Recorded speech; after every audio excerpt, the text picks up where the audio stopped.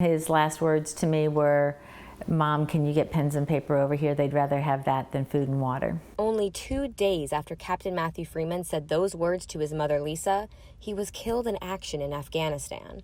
Now, she describes why she began the foundation in her son's name, the Matthew Freeman Project. One of the project's initiatives, Pens and Paper for Peace, collected 16,000 pounds of school supplies in the past 5 years that were given to soldiers and Marines who were able to give them directly to children in Afghanistan. Some of my favorite memories are actually seeing the pictures of the soldiers giving these to these children and the smiles on those faces. Lisa's 2 daughters put their education on hold at the time of their brother's death. Lisa calls siblings the forgotten mourners, which sparked the idea to create a scholarship fund for siblings of fallen soldiers.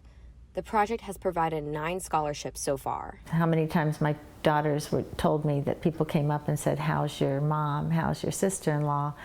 And they didn't ask about them.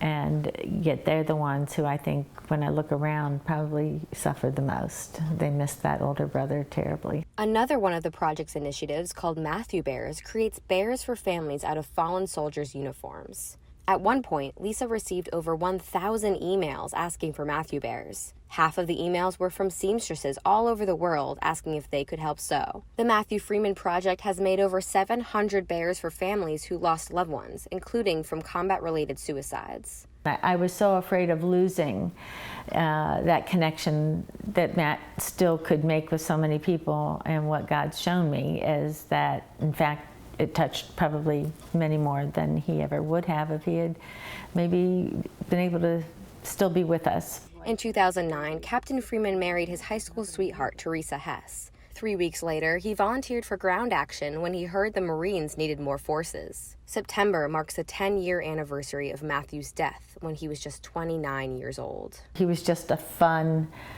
kid to raise because there was never a dull moment. He was always involved in something, and president of the school, and his wife was the vice president of the school. They were good friends, and sadly they had only been married a month when he was killed. At the end of Captain Matthew Freeman Drive in Richmond Hill sits a memorial dedicated to Matthew in the Bryan County building, so his legacy can live on. I love it because there's a podium there with a little book that people can write in, and when I go in there to pay my taxes or get license plates or whatever, I stop and read the comments, and I love hearing from past soldiers and Marines, or just people that knew him growing up, and "We miss you, Matthew," or "Semper Fi," or whatever it is. The comments are very uplifting. Matthew's last journal entry is under glass in the memorial, a special yet heartbreaking discovery for his mother.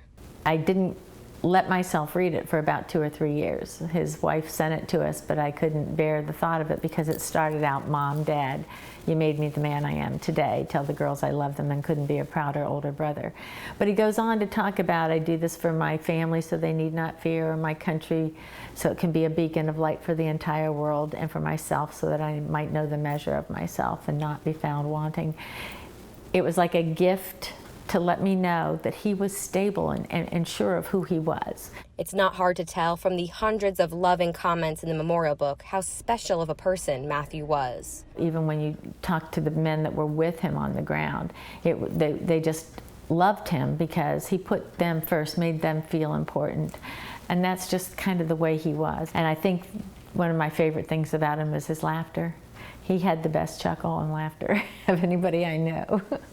Lisa says she's thankful she created the Matthew Freeman Project because it got her through the hard times. It has probably been one of the most meaningful things I've been able to do in my lifetime, and I can see my son smiling down and being very proud. Reporting in Richmond Hill, Claire Going, WSAV News 3.